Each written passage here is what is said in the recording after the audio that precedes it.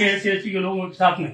उसके बाद में जब लोकसभा का चुनाव आया तो उनको पता लगा कि मेघवाल समाज के बिना और SC/ST और माइनॉरिटी के बिना ये लोकसभा चुनाव जीत नहीं सकते। तो उन लोगों ने बिना कोई हमारे पूछे, हमने कोई मांग नहीं की थी कि हमें जिलाध्यक्ष बनाया जाए, उन्होंने दिल्ली से सीधे हमारे ऑर्डर करवा दिए और गफूर अहमद और गोपाराम को जिलाध्यक्ष बना के लोकसभा में हमारा उपयोग कर लिया। हमने जगह जगह दौड़े, हमारी पट्टिकाएं लगाई गई और अब जब वो MP जीत गए उसके बाद में हमारे मेघवाल समाज के और जो भी SC/ST के माइनॉरिटी के लोग हैं उनकी उनको जरूरत नहीं रही। और फटाक से 1.5 साल के अंदर कम से कम MP साहब थे, 5 साल का कार्यकाल उनका था, तो हमें भी रख लेते भाई।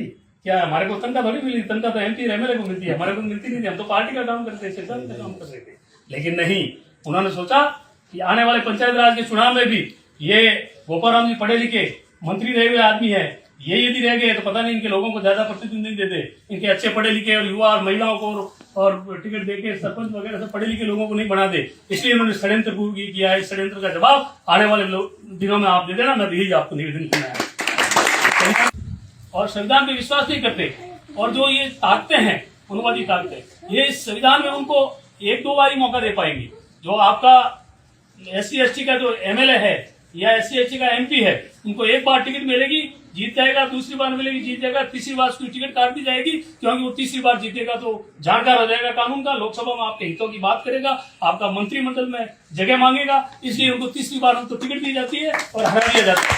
ये मानसिकता है वो अपने SC/ST लोगों के ऊपर ही लागू होती है। तो दूसरे लोगों 9 बार टिकट ले सकते हैं, 9 बार MLA बन सकते हैं, 9 बार मंत्री बन सकते हैं। SC/ST का आदमी एक बार जीता, दूसरी बार विधानसभा में ढंग से अपने लोगों की पैरवी की तो उसकी आंख में वो खटकना शुरू हो जाएगा और उसको दूसरी बार में टिकट काट दी जाएगी और तीसरी बार यदि उसने टिकट ले भी आया तो उसको हरा के और अपने घर बैठा दिया जाएगा। इस प्रकार की मानसिकता लोगों में है।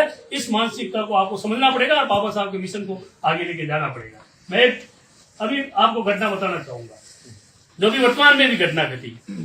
बहुत ही दुर्भाग्य है इस बात का। हमारे अभी थोड़े दिन पहले कांग्रेस के जिलाध्यक्षों का चुनाव हुआ, संसद सर्जन हुआ।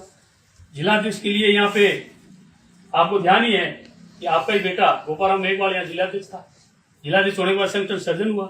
संसद सर्जन के अंदर किस प्रकार की गतिविधियां हुई वो भी आपको ध्यान है। जनता की, आम SC/ST के लोगों सहित आम आदमी की क्या, 36 कौम के लोगों की क्या राय थी वो भी आपको ध्यान है। लेकिन किस प्रकार से किया, मैं मानता हूं इस बात को, कोई बात नहीं। आप प्रियंका मेघवाल जो अध्यक्ष बनी है जिला की, वो भी हमारे समाज की बेटी है। मैं उनको आपकी तरफ से, मेरी तरफ से उनको हार्दिक बधाई देता हूँ, वो जिलाध्यक्ष बनी है। लेकिन ये नारी सशक्तिकरण की हमारे अभी थोड़े दिन पहले, 2 दिन पहले रेवानगर के अंदर समाज की मीटिंग थी। आपके यही कि मैं नाम लेके कहना चाहूंगा, आपके यहाँ के विधायक, पूर्व विधायक, वो भाषण में कहते हैं कि हमने महिला सशक्तिकरण का काम किया है और मेघवाल समाज की 3 महिलाओं को कांग्रेस पार्टी ने जिलाध्यक्ष बनाया है। ये हमें पता है। आप किस रूप में आप बात कर रहे हो। हमारी बहन है प्रियंका, कोई बात नहीं, जिलाध्यक्ष बनी है तो हम भी उनको स्वीकार करेंगे, मेरे समाज की है। लेकिन ये कौन सी बात हुई कि एक मेघवाल के बेटे को हटा के और एक मेघवाल बेटी को आप बना के कौन सा यह सशक्तिकरण करना चाह रहे हो। मैं इस बात का उनको MLA साहब को भी पूछना चाहूंगा। मैं ये अच्छा होता, आप सिर्फ मेघवाल समाज में महिलाओं का सशक्तिकरण करना चाह रहे हो तो मेरा ये निवेदन था कि आप ही किसी OBC में भी किसी माली को, किसी प्रजापत को या किसी पटेल को, पढ़ी लिखी महिला को, शिक्षित महिला को यहाँ पे अध्यक्ष बनाते तो हमें भी लगता कि कोई बात नहीं, मेघवाल के बेटे को हटा के आपने बनाया तो कोई बात नहीं। लेकिन एक मेघवाल के सक्षम बेटे को हटा के आप उनको नौसिखियों को यदि राजन सौंपते हो, ये कहाँ का निर्णय है। ये इस प्रकार का अपने समाज के ऊपर, दलितों के ऊपर ही प्रयोग किए जाते हैं, दूसरे लोगों के ऊपर प्रयोग नहीं किए जाते हैं। इस बात को आप लोगों को समझना पड़ेगा। मैं ये कहना चाहूंगा, आपके हमारे विधायक जी को 4 बार मेघवाल समाज ने, यहाँ आपके जो विधायक जी है उनको मेघवाल समाज ने 4 बार तो कांग्रेस ने टिकट दी और 2 बार मेघवाल समाज के कारण ही वो है जो MLA बने हैं। और मैं उनको कहना चाहूंगा, आप महिला सशक्तिकरण करना चाह रहे हो तो आने वाली विधानसभा के अंदर आप बहन प्रियंका को यहाँ से विधायक की टिकट दिलवाना, हम मेघवाल समाज के साथ रहेंगे।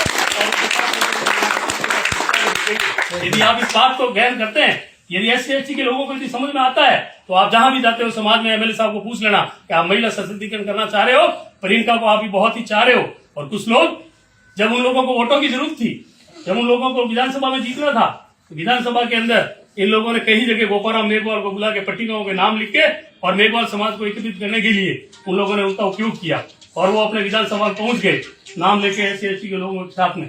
उसके बाद में जब लोकसभा का चुनाव आया तो उनको पता लगा कि मेघवाल समाज के बिना और SC और माइनॉरिटी के बिना ये लोकसभा चुनाव जीत नहीं सकते। तो उन लोगों ने बिना कोई हमारे पूछे, हमने कोई मांग नहीं की थी कि हमें जिलाध्यक्ष बनाया जाए, उन्होंने दिल्ली से सीधे हमारे ऑर्डर करवा दिए और गफूर अहमद और गोपाराम को जिलाध्यक्ष बना के लोकसभा में हमारा उपयोग कर लिया। हमने जगह जगह दौड़े, हमारी पट्टिकाएं लगाई गई और अब जब वो MP जीत गए उसके बाद में हमारे मेघवाल समाज के और जो भी SC के माइनॉरिटी के लोग हैं उनकी उनको जरूरत नहीं रही। और फटाक से 1.5 साल के अंदर कम से कम MP साहब थे, 5 साल का कार्यकाल उनका था, तो हमें भी रख लेते भाई।